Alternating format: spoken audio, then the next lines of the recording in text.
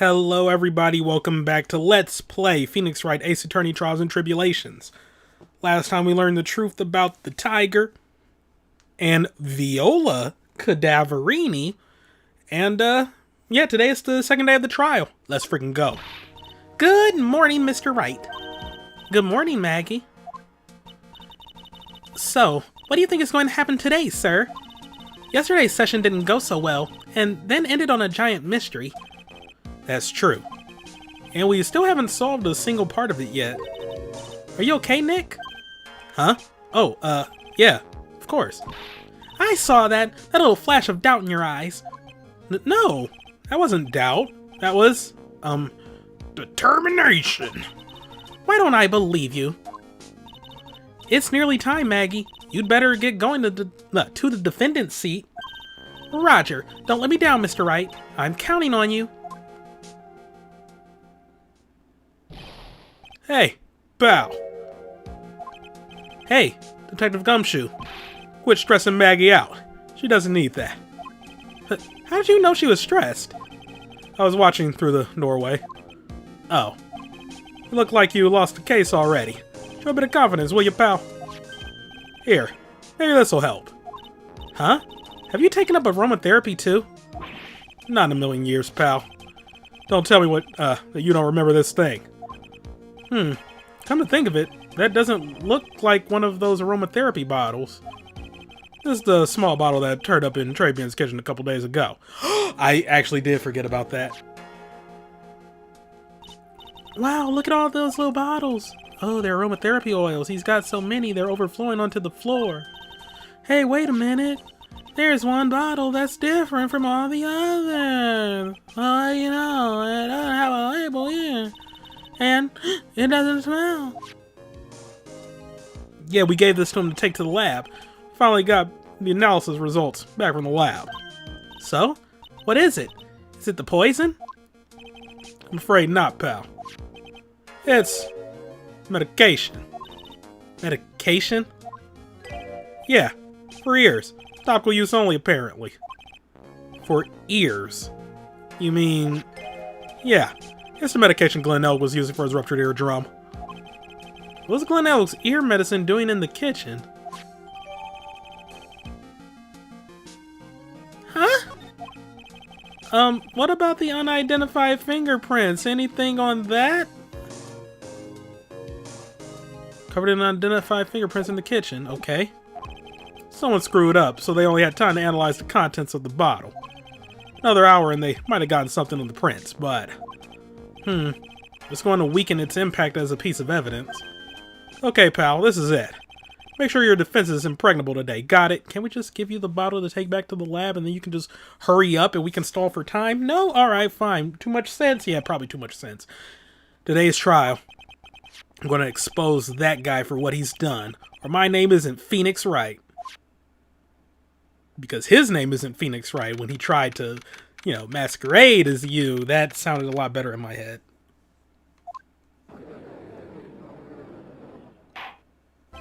Court is now in session for the trial of Maggie Bird. The defense is ready, Your Honor. Ready and waiting as usual, or as always, Your Honor. Very good. We'll get underway at once. Yesterday we heard the testimony of Mr. Victor Kudo. He claims to have witnessed the defendant putting a powder into the victim's coffee. However, the witness's testimony was plagued with a number of problems. The mark on the rim of the cup shows that the victim drank from it with his right hand. But according to the old man's testimony, he picked it up with his left hand. Thank you, Mr. Godot. Furthermore, according to the witness's account, the victim was listening to the radio with an earpiece in his left ear. Yet, the victim's left eardrum was ruptured, which made him effectively deaf in that ear. It's amazing how many contradictions a single case can have, huh, Nick?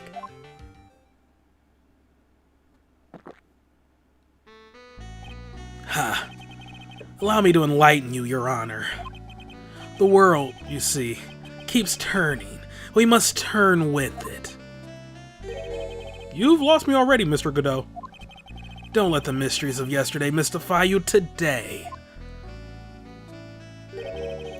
Only losers think like that. You gotta change with the times. That's one of my rules. Got a lot of rules, man. Are you implying that you've resolved those contradictions? You know the answers to these riddles? The old guy wasn't just throwing seed in here. He was throwing us off the scent. And today I'll prove it. Very well. Let the first witness take the stand. Oh. And you are? Oh, bonjour, everyone. I am Jean Armstrong, the owner and head chef of Le Tribulations restaurant. Enchanté. Forgive me for asking, witness, but are you a woman? Oh la la, monsieur. As you can see, I am la pert and perky gentleman, no? On the day of the incident, you were in Tribulations' kitchen. Isn't that right? Who is you, monsieur? Everything feels right.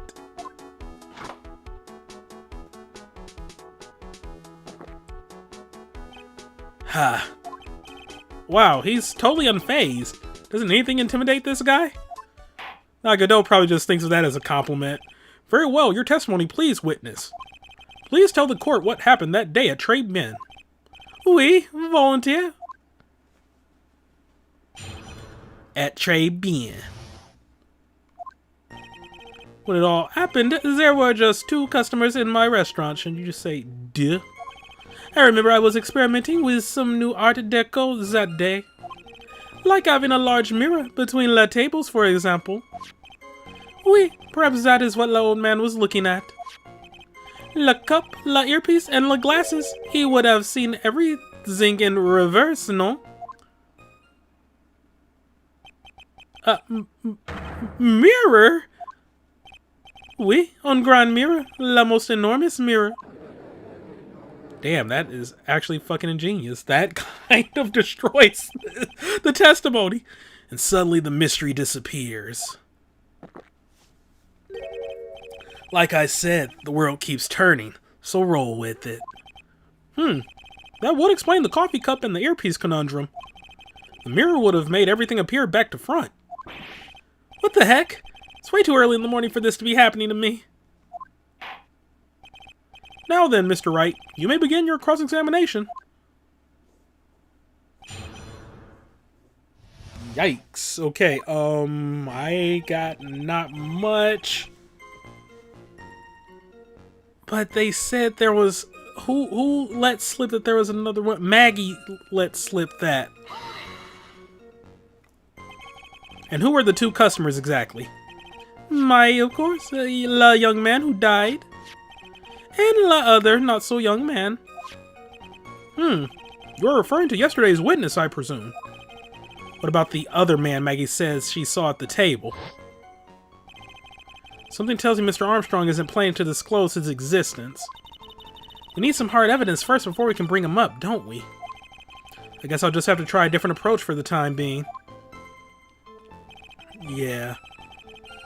Okay, so he was experimenting with some new art. Large mirror between the tables. The old man was looking at a couple of earpieces and the glasses. He would have seen everything in reverse. Everything? He would have seen everything in reverse. Oui. Hey, Nick. We should take a second think about what old CD said in his testimony. How did he phrase it again? Was wearing the earpiece on the same side as the green lens of his specs. It was his left ear. So the specs and the earpiece were on the left ear, according to him. He used the same hand to pick up the cup, his left hand. So everything was on the left side. So everything he described reflected in a mirror. And everything he said he saw on the left was actually on the right, huh? And that clears up all the problems with his testimony, I guess. Or does it? Ha! It's kind of hard to believe everything's the fault of a mirror, but... Do you think old CD saw everything through a reflection? If he did, it would explain all the contradictions in his testimony. That just makes the situation worse for Maggie. There's got to be something in that old man's testimony. We just got to dig deeper. Let me take a look at things.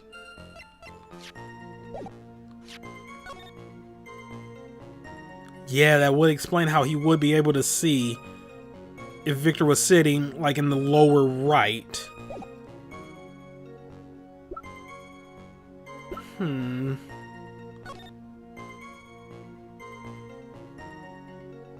Can't get a good read of things here, but yeah, that's all on his right side.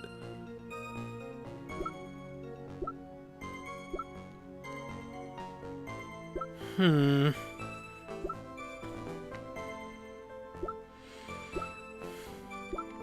I have any other pictures with him or any other information?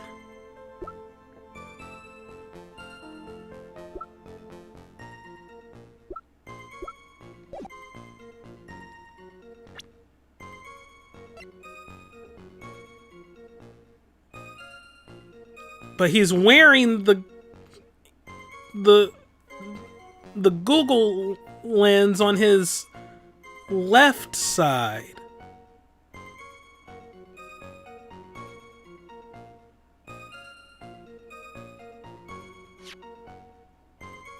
Wearing HMD over his left eye and left eardrum was ruptured. I guess I present this. Oh shit! I'm an idiot. I was looking at that stuff preemptively. I did not mean to present it on this. I honestly did not. Fuck. I'm tempted to actually like restart because of that, but no, that's my own stupidity. I completely forgot that I was like looking at everything on the first one. I need to be more careful. Ah, freaking! I passed through it. Oh my god. Okay.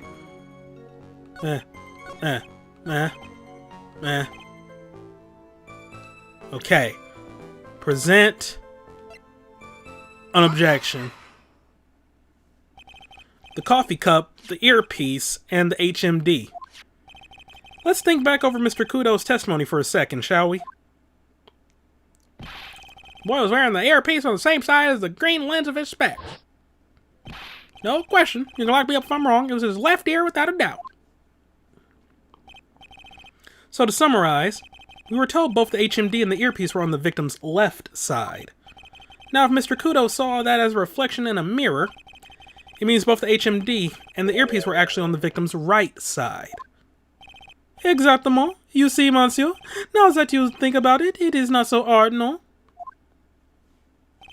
Unfortunately, that's where we run into a monumental contradiction with the facts. If Mr. Kudo really did see everything in a mirror, why is it that the HMD is now on the wrong side of his head? Order! Order! Mr. Wright is correct. If the witness genuinely observed the victim reflected in a mirror, then we would expect the victim's eyepiece to have been over his right eye. Objection. How bitter. Trite, you should have a taste of this bitterness. It'll calm you down in no time. Are we talking about your coffee or something completely different? You don't understand the way the witness thinks. How he thinks? You remember this, I presume? The I broke the vase, sorry apology Mr. Kudo's sworn testimony. Exactly. The old man has one very grievous habit, other than throwing seeds. The more of an impression something makes, the more muddled his mind makes it. And what's the most striking thing about Mr. Elg? Clearly it's the victim's eyepiece. And that's my point. The old man strikes again. Mr. Elg's HMD made a big impression on the old man.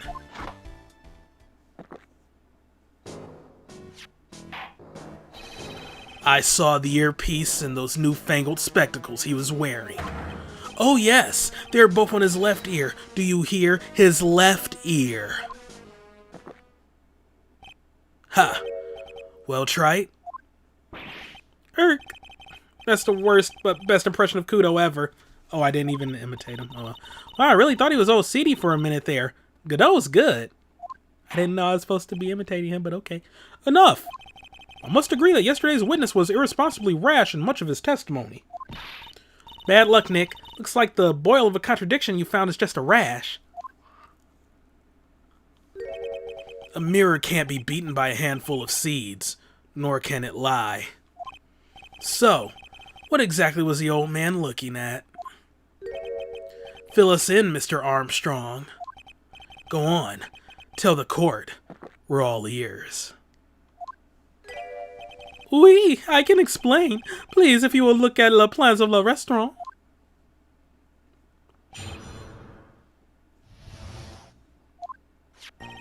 Alors, is everyone sitting comfortably? La mirror, it was in the middle of le restaurant dividing the two halves. What? What? There is only one seat from which you could have seen an image of la victim. That was la seat at the table next to la victim's. That was where la old man was sitting. After the terrible incident occurred, I moved la mirror so it was not in the way. But naturally, I did not touch anything else. I see no problems with the explanation we have just heard. From the table next to the victims, Mr. Kudo could have seen the victim in the mirror. What a naughty little coquette I am, confusing all the men like these. Don't worry about it. We can keep up, except for the guy breaking out in a cold sweat over there again. Arg, I hate that guy. You said you didn't touch anything else apart from the mirror. Are you quite sure about that? Volunteer, of course. Very well. Mr. Wright, your cross-examination, if you please.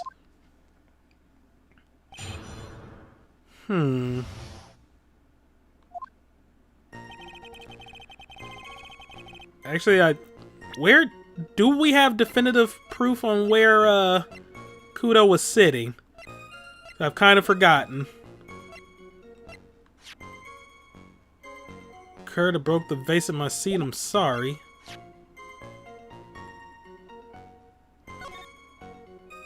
I could have sworn he was sitting in the lower right.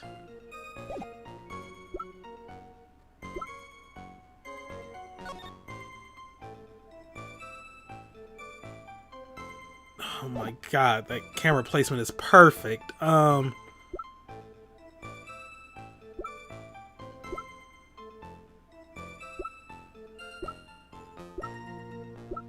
Ooh, I got nothing here. Alright, what sounds suspicious? I mean, this definitely. So, run this by me again. The mirror was here, correct? Oui. Oui? Really? Because I know if I were you, I wouldn't put a mirror there. It would be in the way. Objection. Look who's talking, Trite. Huh? You're obstructing my view, among other things. But, this is my seat in the courtroom. Tribulations' charm is that it gives you the impression that you're the only customer. Temporarily placing a mirror in that spot would hardly be in the way. Unlike you, Trite.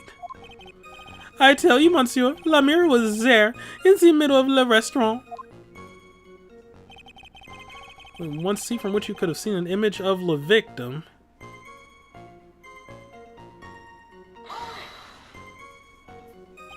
And where would that be? Oh la la, look how you lean towards me. I always attract the younger boys. Maybe I should keep you in suspense a little longer. Mr. Armstrong, tell the court what you know at once. I attract the older ones too, you know, handsome. Shall I tease you too?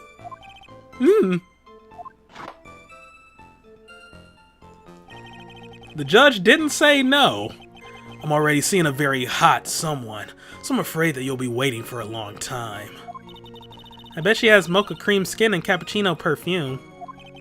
Bien, I will tell you. There's only one seat from which you could have seen. Was the seat at the table next to the victims? That was where the old man was sitting.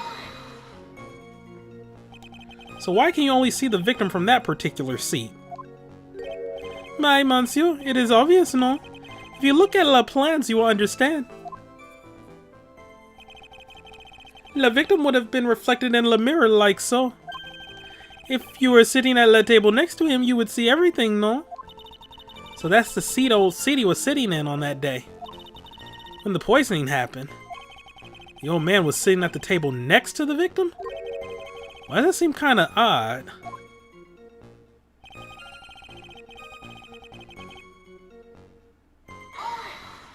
But I don't think I have any definitive proof on where Kudo was sitting. Did you move the mirror while Mr. Kudo was off calling the police? Oui, exactement. Yeah, he carried it out of la restaurant then. You moved a huge mirror like that all by yourself. Have you seen his arms? What can I say? I know how to pick things up, handsome. Godot actually laughed at something.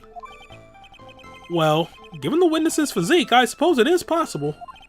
Did you move anything else from the crime scene, Mr. Armstrong?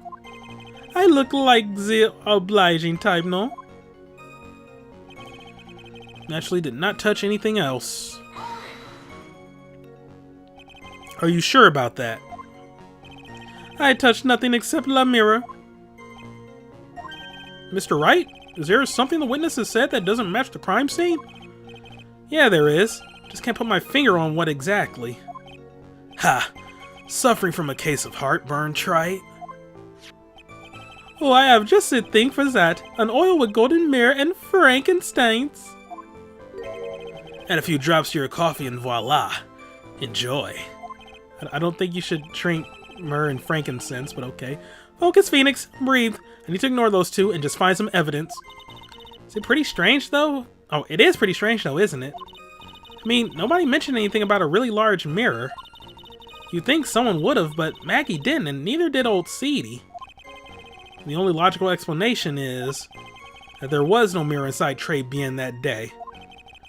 I've just got to prove it, somehow. But we were stuck on like, oh, I didn't touch anything, no. But in Tribulations, I have nothing on where they're sitting. And I can't remember if that table was wet or not.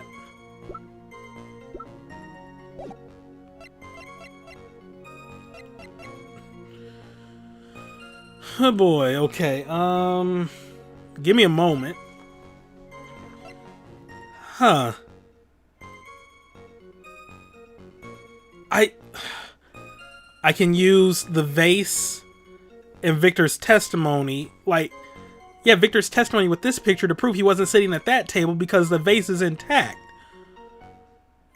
But I don't know if I would present that on anything I've witnessed right now.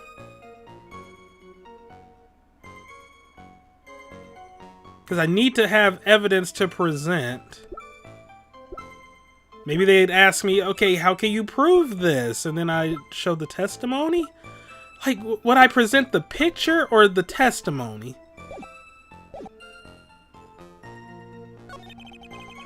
Yeah, because he even says that was where the old man was sitting.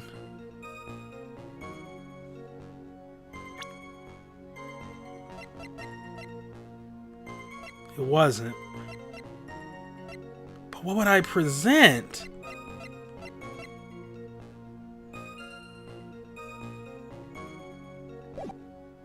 Okay, I have a feeling my logic is on point for this, but I'm still going to do a safety save just in case. Because there's like one of two possible things I could present here.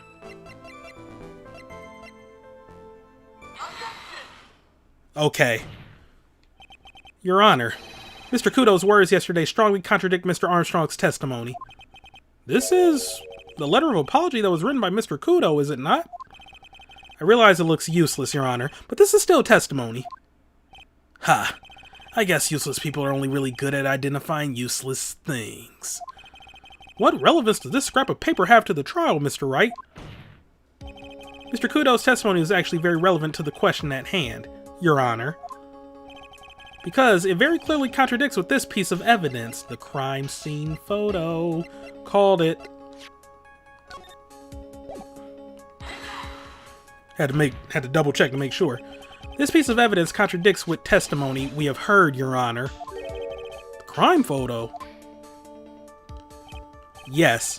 This photo clearly shows something that theoretically should not exist. What on earth do you mean by that, Mr. Wright? Should not exist? Ha! Sounds like you're describing yourself, trite. Now then, if the defense would please clarify its statement. What is the something that should not exist in this photo? It's... this. There is one thing that was clearly demonstrated by yesterday's testimony. Mr. Kudo broke the vase that was on the table where he was sitting.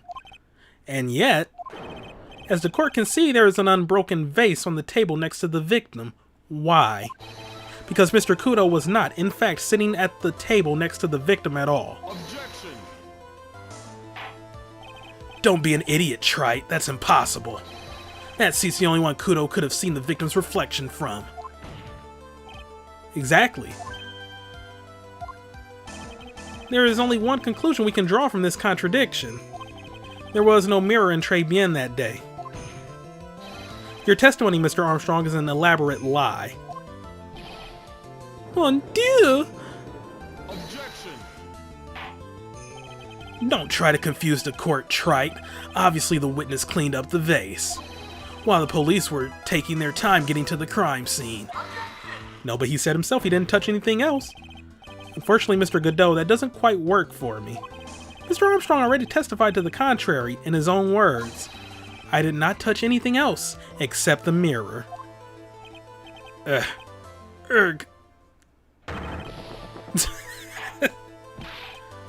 Well, witness, what do you have to say for yourself? I was right. There was no mirror in the restaurant that day. In light of this revelation, we return back to the original problem. Why did the victim have an earpiece in an ear in which he couldn't hear? Ha. You only get one shot in life. There's no turning back. If you want to claim that the mirror wasn't there, trite, then this problem is all yours. How do you explain what the old man saw? If I can answer this, then I'll be that much closer to the truth. I can feel it. Are you going to be okay? Can you really solve this contradiction, Nick? There's more than just this one contradiction, Maya. What do you mean? Remember what Maggie told us? There was another man at the victim's table, and there was a sample CD on the victim's table. It all flies in the face of Mr. Kudo's testimony. And I think I know the reason why nothing in this case is adding up. Well, Mr. Wright, let's hear your answer. Did they stage a scene for Kudo? That's the only thing I can think of. Yes, Your Honor. The reason behind all the contradictions of Mr. Kudo's testimony is simple.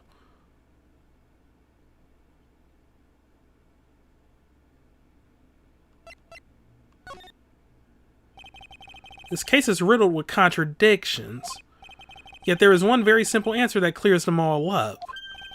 And what is that? The incident Mr. Kudo witnessed and the incident the victim experienced were two completely different events.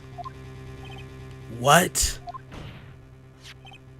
Yes, the victim that Mr. Kudo saw wasn't Mr. Glenn Elg at all. Well, that was a long interruption. It was an imposter, a phony pretending to be Mr. Elg. Obviously, unlike the victim, there was nothing wrong with the imposter's left eardrum. That's how he ended up wearing the earpiece in his left ear by mistake.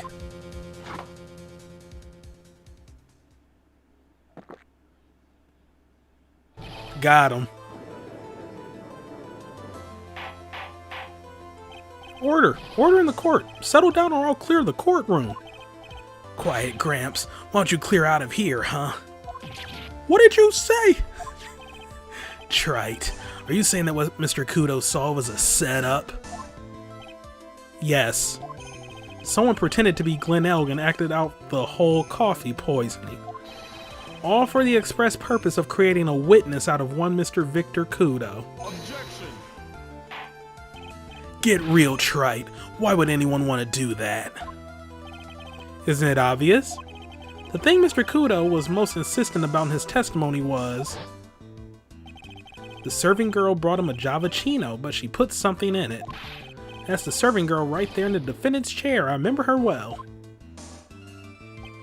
It's so hard to believe, but there was one and only one reason to show Mr. Kudo this fake poisoning. To show Maggie Bird in the act of poisoning the coffee. Objection! Are you insinuating that the waitress in the old man's story was a fake as well? It's true that there were no other customers in the restaurant at the time, but oh, so then this would clear Viola then. She was just there to help stage it. I mean, granted, you probably still get some time for conspiracy, but not as much as whoever actually poisoned the coffee would get.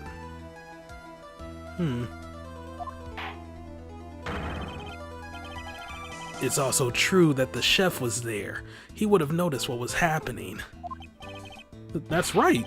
Well, witness? Your restaurant really was the scene of such theatrics.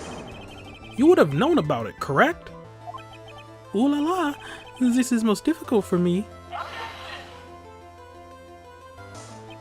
No, it's quite simple. All you have to do is testify. You are under oath after all. Was there, in fact, a phony at Tribulations that day? The defense demands that Mr. Armstrong tell the whole truth about what happened. Defense's request for additional testimony is accepted. You will accurately explain in detail the events in the restaurant that day. Oh, oui. In the restaurant. The victim, Monsieur Elk, he came to my restaurant alone. I remember the old man arrived not long after him. There were no other customers. When he got word he won the lottery, Elk became very excited. It was approximately 5 minutes later that the poisoning incident occurred. No, there was no time for a phony to do la acting. Just so we're clear, there was no mirror in the restaurant after all. Je vous demande pardon. Forgive me, Your Honor. I lied because I wanted this mess to be cleared up quickly. What you have just done is commit perjury, Mr. Armstrong. I will decide how to punish you later. Oui. For now, we will hear your cross-examination, Mr. Wright. You took that perjury charge a bit too well. I'm guessing he'll be in more serious trouble after this cross-examination. What do I get him on, though?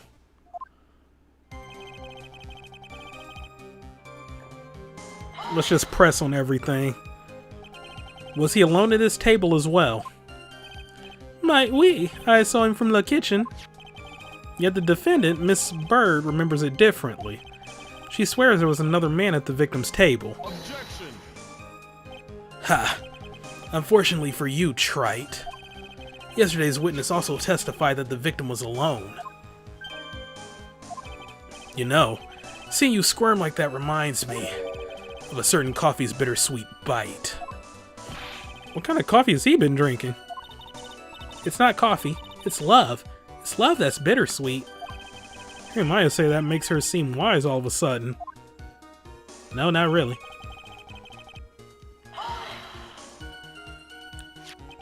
My old man, you mean Victor Kudo, correct? Oui, he comes often for my special coffee. I drank your coffee once, Mr. Armstrong. It's special, I'll give you that. It's worth a sip just for the experience. Oh, you make me so happy, monsieur. You're most welcome anytime. I said it was worth one sip, and nothing more. So old Mr. Kudo arrived at the restaurant around the same time as the victim. Maybe I should ask about his arrival in more detail.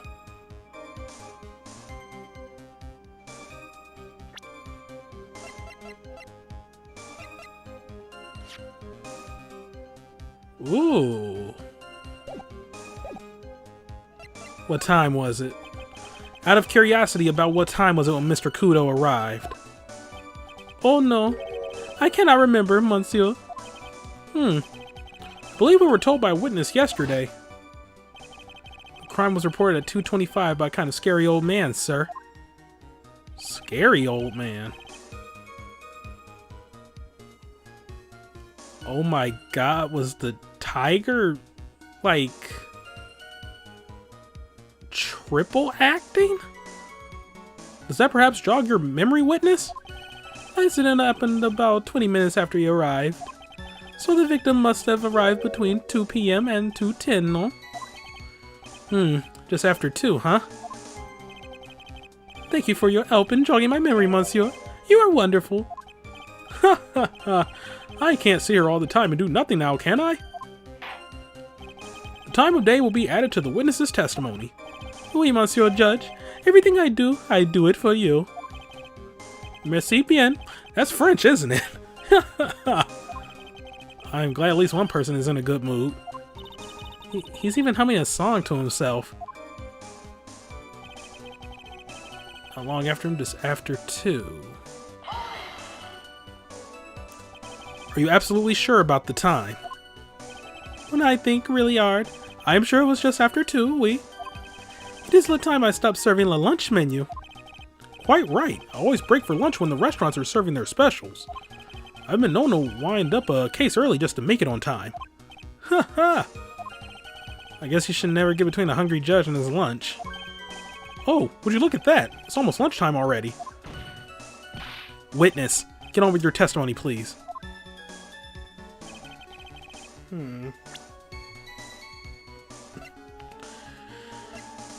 We do have the lunch special right there. I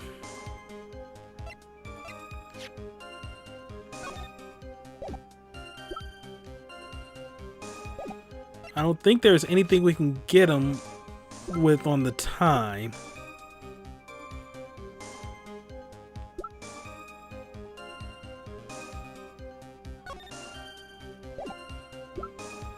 Is there a clock in here? No.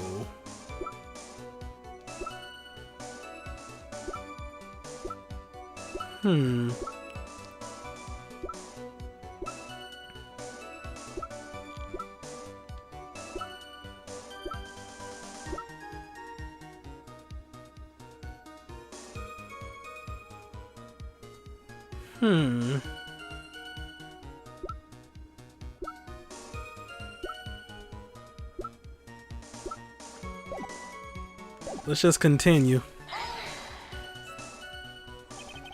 So your only customers were Mr. Kudo and the victim. How many times do you need to ask the same thing, trite? You never catch me drinking the same blend twice. Huh? You're trying to establish the presence of a phony victim in the restaurant. But you're wasting your time. You can't grind birdseed to make coffee, if you catch my drift. But there's a hole in this testimony somewhere. I'm sure of it.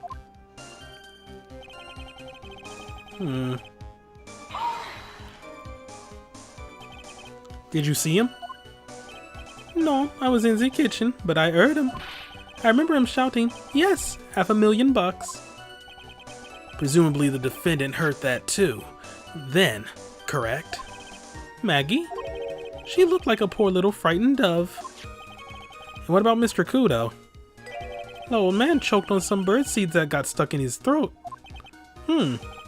Seems we now have yet another incident on our hands. Approximately 5 minutes later that the poisoning occurred. And what were you doing at that point? Without any customers, you must have had time to kill. I'm a multi-talented woman, monsieur. Sorry? What do you mean? There is la renowned chef Jean Armstrong and la tragic poet Clarice Armstrong. Clarice? Oui, I was writing a poem, An Angry Tale of a Chef in $500,000 of debt. Cooking for a man who won $500,000 on the lottery. It is called Pourquoi. It means why. Perhaps I could recite it for La Court? Please don't.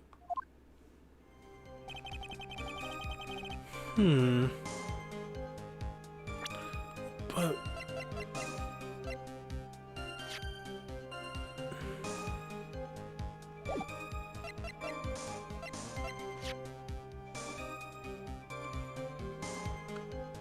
Oh, 10 minutes every Monday at 1:30.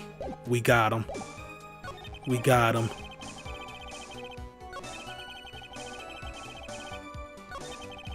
What would I present it on, though? Okay. Safety save.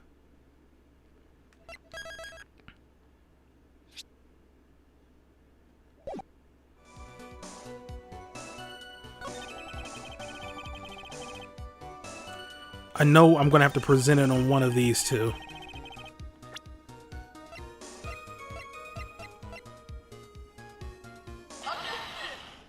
There we go. I'm afraid I finally got you, Mr. Armstrong. Quoi? What do you mean? At the time in question, the victim was listening to the radio with his earpiece. The show he was listening to was Millionaire Radio. Each week they announced a winning number of a $500,000 lottery ticket. Oui, that must be le show Elg was listening to. You can't see any problem with this testimony, Mr. Wright. I wonder. You say the victim arrived at your restaurant after 2 p.m., correct? Oui, I am sure of it. I remember it perfectly now. I know it was that time because I had just finished serving the lunch menu. Get to the point, Trite, if you have one. That show is broadcast live at 1:30 p.m. and it claims to be the most thrilling 10 minutes of your life. It's on the air at 1:30. Now, supposedly, the victim made some noise when it was announced that he had won. And yet, I don't believe his cry of joy could have occurred after 2 p.m. because the show had already finished more than 30 minutes earlier by that point in time. This victim we've been told about has done nothing but the impossible. Listening to the radio with a ruptured eardrum, catching a show that was already over. There's only one conclusion you can draw from these facts. This victim was an imposter, acting out the poisoning 30 minutes after the real murder. Yes, there were 2 Glen Elgs in Tribulations that day. The real Glen Elg, now dead, having been poisoned by the real killer, and the phony Glen Elg acting out the events for Mr. Kudo to witness. It certainly seems that way. I mean, if that wasn't the case, how could you explain the time discrepancy? Objection. Quite a performance, Trite. You're almost on a roll. But sadly, you lack the rock-hard foundation of rhythm to build your song. What is this? Music Theory 101? Let's recap. According to your imaginative theory, it's now just after 2 p.m. The phony Elg is performing a play for the benefit of Mr. Kudo. How do you explain then where the real Glen Elg is? I don't believe I have to spell this out for the court. However, at that time the real Glen Elg was already dead. That's certainly the obvious conclusion. Objection. Thank you, Trite. That's exactly what I was hoping you would say. What? Now I presume you can prove this theory of yours? Can you explain where the missing corpse went to? The missing corpse? According to the old man's testimony, there was only one other customer there. That customer was the phony Glen Elg. Then where did the killer hide the body of the real victim?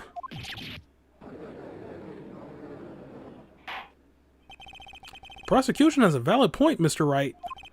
If your theory is to stand up to examination by the court, you must provide us with proof by answering the prosecution's question. Where did the killer hide the body? Yes, Your Honor. No conjecture, Trite. Let's hear some facts for once. Show the court a piece of evidence that proves where the body was hidden. Evidence? What's with the intense pressure in here all of a sudden? I thought I had him with that contradiction. But he's turned it all around and backed me into a corner instead. Well, Mr. Wright, the court will now hear the defense's theory and evidence. First, where was the body of the real Mr. L concealed?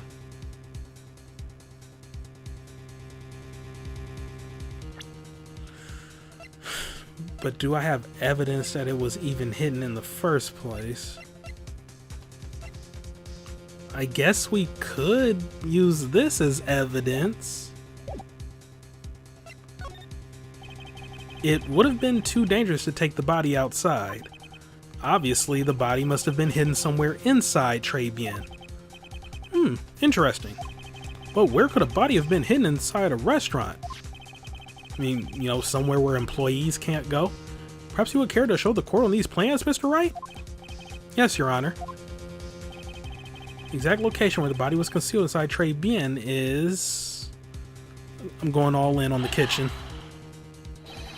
The body was hidden here. I see. Nice supposition. The real question is, can you back it up? Where's the evidence that proves the body was hidden in that location? Got him. Mr. Armstrong, do you recognize this bottle? No. I have never seen that ugly bottle before in my life. I use the very best bottles, monsieur. The highest quality only for me. Where was that bottle found, Mr. Wright? Interestingly enough, Your Honor, it was found in the kitchen of Tribulations. Eh? Quoi? But I only ever use these bottles for my aromatherapy oils. But this bottle doesn't contain aromatherapy oil, Mr. Armstrong. No, it contains a medication. What kind of medication? I'm sure everyone remembers, don't they? And Mr. Elk visited an ear clinic and was given medication that day. You can't be serious. The defense had the contents of the bottle analyzed, and I have the lab results here. The contents of the bottle matched the prescription that was given to Mr. Elg. Glenn Elg's murderer hid the body in the restaurant kitchen, at which time this bottle fell out of the victim's pocket. Mr. Armstrong, when the incident occurred, didn't you say you were in the kitchen? Mon Dieu. Yes, you know what I'm about to say. It was you who hit the victim's body. You did a fine job pretending to defend my client, Maggie Bird, however. You were setting her up to take the fall behind the poor girl's back.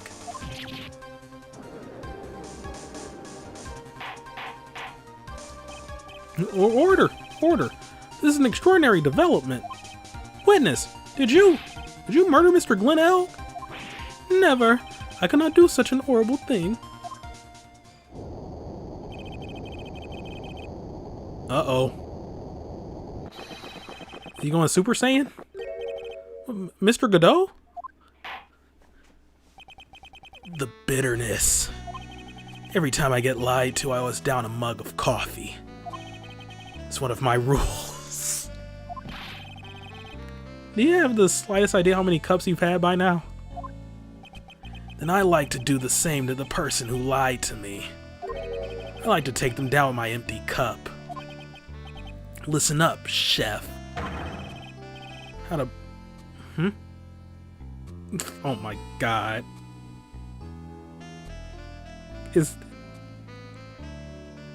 I can't tell if that's racist or not. How about a brand new flavor in your ear, my H-deficient friend? Je vous demande pardon. Please, you must hear me out. It is a trap. Listen to me. Por favor. Por favor.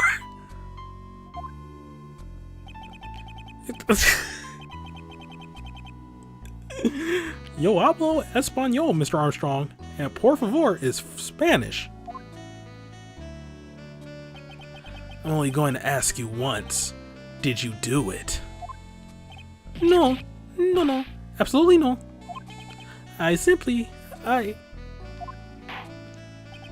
Let's hear it.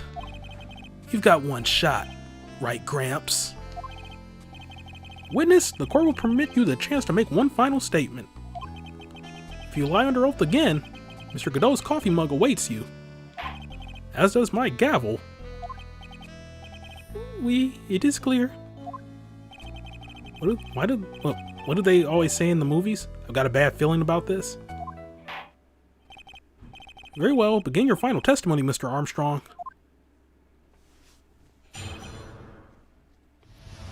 Alright, the confession.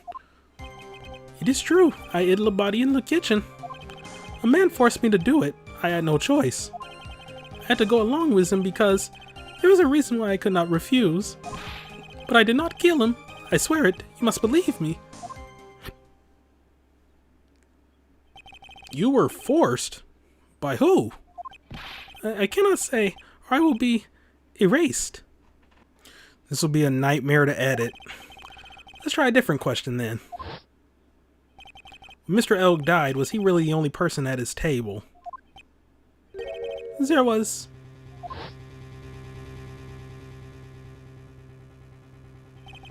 There was another man.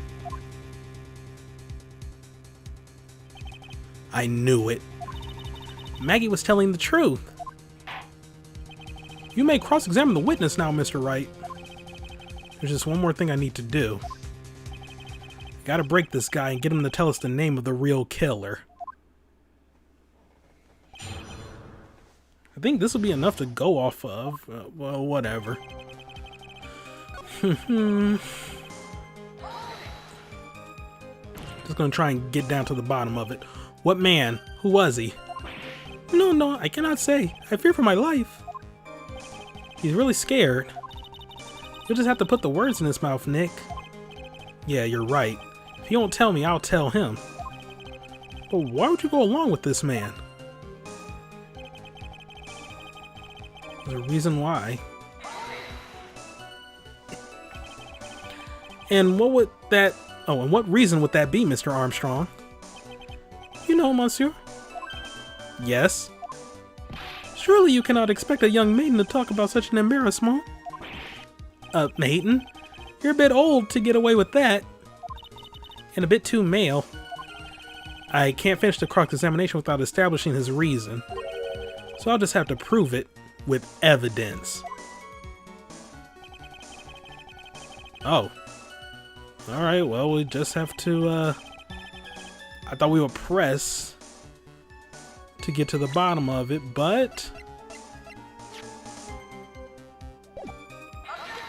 let's just go along with that. You have a $500,000 debt, don't you? $500,000? Is this true, Mr. Armstrong? Oui, je suis désolé. I was weak and I borrowed the money. This is Mr. Armstrong's Achilles heel.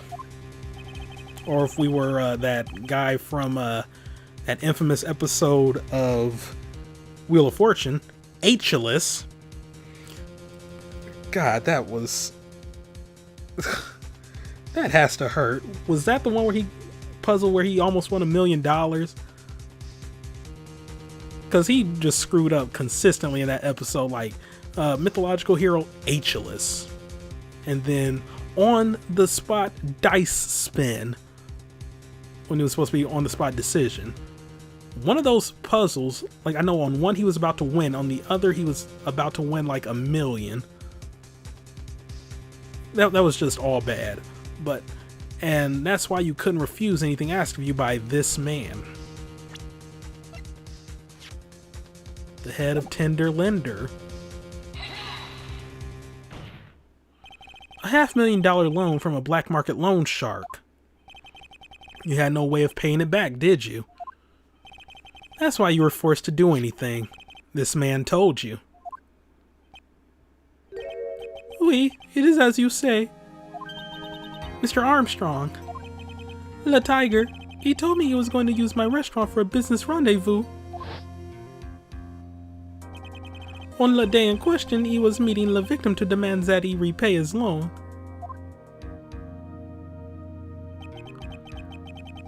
I don't know why it happened like that. I just did what he told me to do. I had no choice. I carried the body and the inconscient Maggie out of the dining area and into the kitchen. After that, I just tried to forget what I had seen. I think we can now safely say that the man who forced your hand was Mr. Furio Tigre.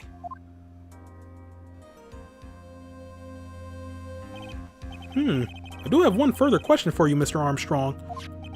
The poison and the lottery ticket were recovered from the defendant's apron pocket. Was that your doing as well? No, I know nothing about that. Making it look like it was Maggie who had done it, I was not. It is despicable. Mr. Godot, you will summon this Furio Tigre as a witness. I doubt that I doubt that can be arranged today, so we will adjourn for now. Proceedings will continue tomorrow.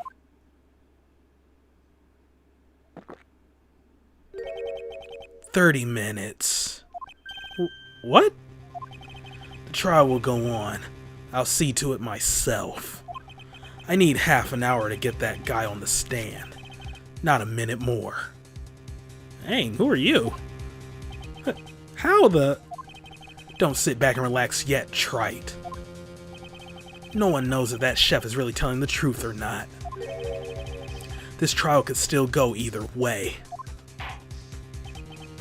Very well. Your request is granted, Mr. Godot. We will resume once Mr. Tigre is ready to take the stand. Until then, court is adjourned for a 30-minute recess. Well, looks like we're going to be wrapping this up next time. Yeah, not much else to say here. Thank you all for watching, and have a great day, and see you next time for some more Let's Play Phoenix Wright Ace Attorney Trials and Tribulations. Didn't get a breakdown out of Armstrong, but I think we might get one out of the Tiger. But yeah, see you all then. Goodbye.